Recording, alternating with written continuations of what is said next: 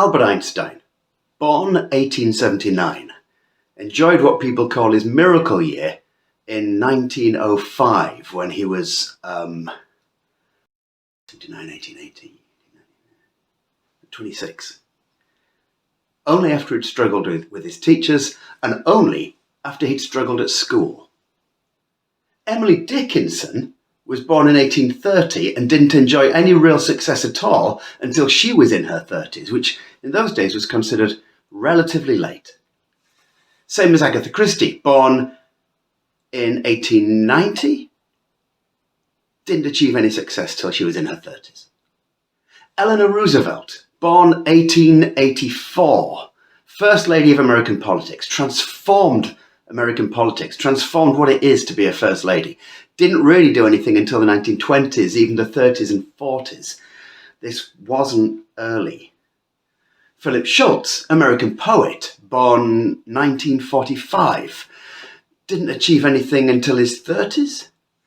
Amy Lowell, American poetry great, born 1874 or something like that, didn't achieve anything till she was basically in her 40s. Didn't receive the Pulitzer Prize till after she died. Ridley Scott, born 1937, didn't make his first film till he was in his 40s and really didn't achieve big success until later than that. Steve McQueen, the director, born 1969, it wasn't until he was in his 40s, 2013 I think it was, that his film 12 Years a Slave made him a household name.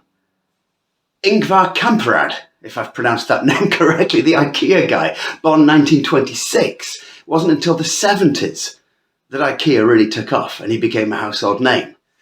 Ever heard of Kevin O'Leary, Mr. Wonderful, politician, entrepreneur, TV presenter? Didn't really make it until he was in his 50s. Trevor Morris, born 1942, pioneer in the field of phosphorescence photography, didn't do anything until he was in his 50s.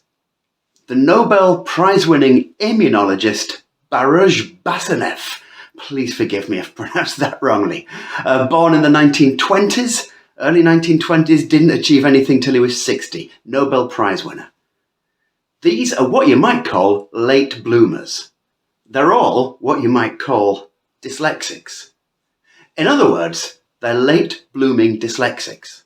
None of these people made it until they were in their 30s, 40s, 50s, even 60s. This tells you something. It tells you that success isn't necessarily bought at the beginning of your life. We're living in a society that tells us that things have to be gotten quickly, that you have to get success quick. Actually, success is something that comes organically and it comes with work and it comes a lot later than a lot of people allow you to think. If you're dyslexic, the chances of you making it in early education are actually drastically reduced. But the chances of you becoming a self-made millionaire are drastically improved.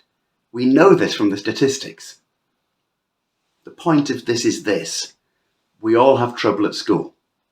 All of us. I struggled like hell at school. I didn't really get my qualifications till I was in my 50s. It doesn't matter if you fail at the beginning. Or rather, it does matter if you fail at the beginning, because that failure at the beginning can drag you back and it can make everything really hard. But what I mean is that it doesn't define you. If you've got an environment that allows you to, you can be that late bloomer and you can make the success that you always dreamt of.